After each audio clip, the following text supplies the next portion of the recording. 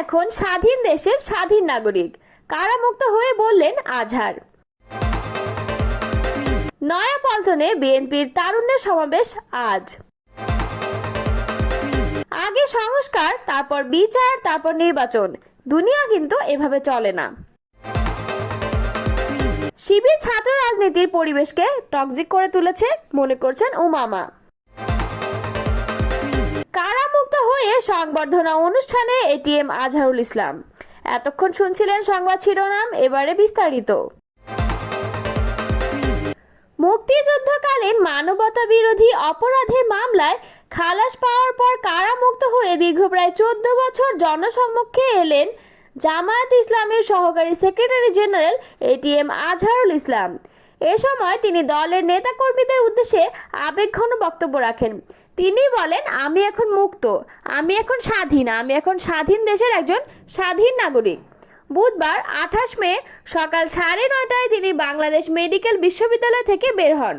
হাসপাতাল গেটেই তাকে অভ্যর্থনা জানান দলীয় নেতাকর্মীরা। এরপর শাহবাগ মোড়ে আয়োজিত এক জনসভায় যোগ দিয়ে তিনি আবেগঘন বক্তব্য দেন। সমাবেশের মঞ্চে দাঁড়িয়ে কান্নাজড়িত কণ্ঠে এটিএম আজহারুল ইসলাম বলেন, প্রায় 14 বছর পর আমি আজ ছাড়া পেলাম, আমি এখন মুক্ত, আমি এখন স্বাধীন, আলহামদুলিল্লাহ। আমি এখন স্বাধীন দেশের একজন স্বাধীন নাগরিক। আল্লাহ যদি তৌফিক দেন, অবশ্যই বাকি জীবন আপনাদের সাথেই থাকবো ইনশাআল্লাহ। তিনি বলেন, এই মুক্তি শুধু আমার নয়, এটি একটি দীর্ঘ লড়াইয়ের ফল। একটি অন্যায় ও রাজনৈতিক উদ্দেশ্য প্রণোদিত মামলায় আমাকে মৃত্যুদণ্ড দেওয়া হয়েছিল, কিন্তু সত্য চিরকাল চাপা থাকে না। আজ সেই সত্য প্রতিষ্ঠিত হয়েছে। আদালতকে ধন্যবাদ জানিয়ে আজহারুল ইসলাম বলেন, আমি সর্বপ্রথম আদালতকে ধন্যবাদ জানাতে চাই। তারা দেশে ন্যায় বিচার প্রতিষ্ঠায় অগ্রণী ভূমিকা পালন করেছেন। তবে এটা সত্য যে এতদিন দেশে ন্যায় বিচার ছিল না। বিচার ব্যবস্থাকে ব্যবহার করা হয়েছে রাজনৈতিক প্রতিহিংসার হাতিয়ার হিসেবে। আমাদের অনেক ভাইকে জুডিশিয়াল কিলিংয়ের মাধ্যমে দুনিয়া থেকে বিদায় করে দেওয়া হয়েছে। তিনি আরও বলেন, আমার আইনজীবীরা দীর্ঘ সময় ধরে অক্লান্ত পরিশ্রম করেছেন। তারা সঠিক তথ্য, উপাত্ত, দলিল ও যুক্তি উপস্থাপন করে প্রমাণ করেছেন যে এই মামলার কোনো ভিত্তি ছিল না। 36 জুলাইয়ের মহাবিপ্লব ও 5 আগস্টের পতন প্রসঙ্গে তিনি বলেন, আমি বিশেষভাবে ধন্যবাদ জানাতে চাই 36 জুলাইয়ের মহাবিপ্লবীদের, যাদের রক্ত, ঘাম আর আন্দোলনের ফসল আজকের এই মুক্তি। তাদের কারণেই 5 আগস্ট দেশের জনগণ একটি অত্যাচারী স্বৈরশাসকের পতন ঘটিয়েছে। তিনি আরও বলেন, যারা 15 বছর ধরে রাজপথে নিজেদের রক্ত ঢেলে জনগণের ঘাড়ে চেপে বসা একদলীয় শাসনের অবসান ঘটিয়েছেন, তাদের শাহাদাতের সর্বোচ্চ মর্যাদা কামনা করি। এই রক্ত কখনো বৃথা যাবে না। এই আত্মত্যাগই বাংলাদেশের ভবিষ্যতের জন্য আলোর পথ দেখাবে। আগামী দিনে জনগণের সঙ্গে থাকার প্রত্যাশা ব্যক্ত করে বলেন, আমি জানি এই মুক্তির দায়িত্ব আমার উপর আরও অনেক বড় দায়িত্ব নিয়ে এসেছে। আমি কথা দিচ্ছি, আল্লাহ যদি আমাকে তৌফিক দেন, আমি আপনাদের সঙ্গেই থাকব। রাজধানীর নয়াপল্টনে বিএনপির কেন্দ্রীয় কার্যালয়ের সামনে আজ তারুণ্যের রাজনৈতিক অধিকার প্রতিষ্ঠার সমাবেশ করবে জাতীয়তাবাদী ছাত্র দল, যুবদল ও স্বেচ্ছাসেবক দল। সমাবেশে ঢাকা, সিলেট, ফরিদপুর ও ময়মনসিংহ থেকে 15 লাখ তরুণ উপস্থিত থাকবেন বলে আশা করছেন আয়োজকরা। বুধবার 28 মে দুপুরে আয়োজিত এই সমাবেশে প্রধান অতিথি হিসেবে বক্তব্য রাখবেন বিএনপির ভারপ্রাপ্ত চেয়ারম্যান তারেক রহমান। গত সোমবার 26 মে ঢাকায় বিএনপির কেন্দ্রীয় কার্যালয়ে এক সংবাদ সম্মেলনে সমাবেশের বিষয়ে জানান আয়োজকরা। সংবাদ সম্মেলনে স্বেচ্ছাসেবক দলের সভাপতি এস.এম. জিলানী বলেন, আমরা চট্টগ্রামে তারুণ্যের মিলন মেলা দেখেছি। আমাদের লক্ষ্য শতভাগ অর্জিত হয়েছে বগুড়াতে।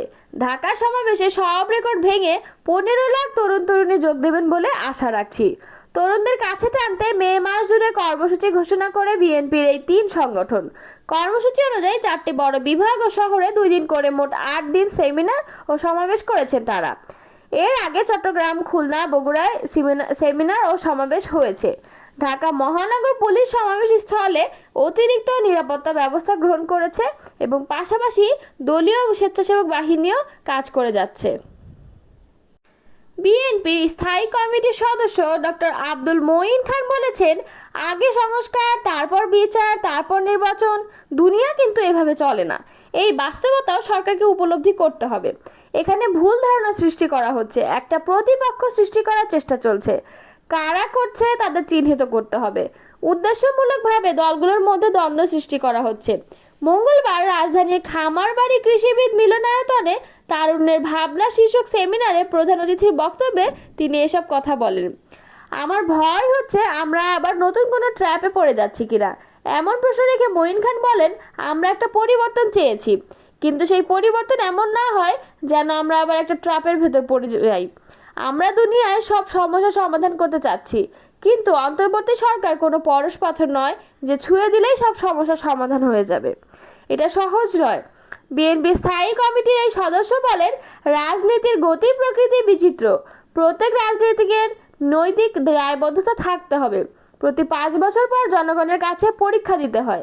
আওয়ামী লীগ মুখে গণতন্ত্র বলেছিল আর কাজে করেছিল স্বৈরতন্ত্র। বিগত সময়ে প্রহসনের নির্বাচনের নামে এমপি মন্ত্রী হয়ে সংসদকে নাট্যশালায় পরিণত করেছিল। এভাবে রাজনীতি হয় না, হবে না। তরুণরা নিজেদের অধিকার ও যোগ্যতা দিয়েই দেশ পরিচালনা করবে, এটা জোর করে বা কোটা দিয়ে হবে না। মঈন খান বলেন, জুলাই গণ অভ্যুত্থানে তারুণ্য শক্তি দেখেছিলাম রাজপথে রক্ত ঢেলে দিয়েছিল। আজকে সেই তরুণরা কোথায়, কি করছে? 5 আগস্টের পরবর্তী বাংলাদেশ আজকের বাংলাদেশ সম্পূর্ণ আলাদা ছিল। সেদিন নতুন বাংলাদেশের যাত্রা শুরু হয়েছিল। আজকের 9 মাস পর সেই যাত্রা থেমে যাবে অথবা উল্টো পথে যাবে, সেটা কিন্তু বাংলাদেশের মানুষ সহ্য করবে না। সুতরাং অস্থিরতা থেকে বের হয়ে আসতে হলে আমাদের সঠিক পথে যেতে হবে এবং সেই দায়িত্ব তরুণদের নিতে হবে। ছাত্র শিবির বাংলাদেশের ছাত্র রাজনীতির পরিবেশকে টক্সিক করে তুলেছে বলে মন্তব্য করেছেন বৈষম্য বিরোধী ছাত্র আন্দোলনের মুখপাত্র উমামা ফাতেমা। মঙ্গলবার 28 ফেব্রুয়ারি রাতে নিজের ভেরিফাইড ফেসবুকে দেওয়া এক পোস্টে তিনি এ মন্তব্য করেন। উমামা ফাতেমা তার ফেসবুকে লিখেছেন, যারা এতদিন ছাত্রলীগের মধ্যে মিশে সার্ভাইভ করার ভঙ্গ ধরে সেই ছাত্র সংগঠন কিনা এখন আরেকজনের ট্যাগ দিতে আসে। গত 15 বছর ছাত্রলীগের হয়ে এদের অনেকে হলে হেডম দেখাতো। ছাত্র শিবির 5 আগস্টের পর বাংলাদেশের ছাত্র রাজনীতির পরিবেশকে টক্সিক করে তুলেছে। এদের সাধারণ ছাত্র ভং ধরে বারংবার ছাত্রদের সাবোটাজ করার কারণে আসলে সাধারণ ছাত্রদের কথা বলার পরিবেশ সংকুচিত হয়েছে। অন্যদিকে ক্যাম্পাসগুলোতে ছাত্র রাজনীতির নতুন ধারা নিয়ে কোনো প্রকার সুস্থ আলাপ তোলা শুরু হয়নি এবং এদের ডিস্টারবেন্সের কারণে। একটা অদ্ভুত বিষয় আমি খেয়াল করেছিলাম, গত 8 মার্চ আসিয়া ধর্ষণের বিচারের দাবিতে সুফিয়া কামাল হল থেকে আমরা মেয়েরা মিছিল বের করে গোটা ক্যাম্পাস প্রদক্ষিণ করি। হলপাড়ায় অনেকক্ষণ দাঁড়িয়ে আমরা স্লোগান দিচ্ছিলাম, কিন্তু কোনো সাধারণ শিক্ষার্থী হলপাড়া থেকে বের হচ্ছিল না। এই হচ্ছে এদের সাধারণ শিক্ষার্থীগিরির নমুনা। পান থেকে চুন কষলে যেখানে এরা মিছিল বের করতে পারে, সেখানে আসিয়ার জন্য এরা মিছিলে যুক্ত হতে পারে না। পলিটিক্যাল এজেন্ডা বাস্তবায়ন করেছে শিবির, জানিয়ে সাবধান করে উমামা ফাতেমা লেখেন, এইসব বাটপাটদের থেকে সাবধান থাকুন। ছাত্রলীগের আমলে লীগের বিরুদ্ধে মিনিমাম সংগ্রাম এরা করেনি, উল্টো অন্য ছাত্রদের উপর নির্যাতনকে হালাল করেছে। আর এখন যাকে তাকে লীগের দোষর ট্যাগ দিয়ে নিজের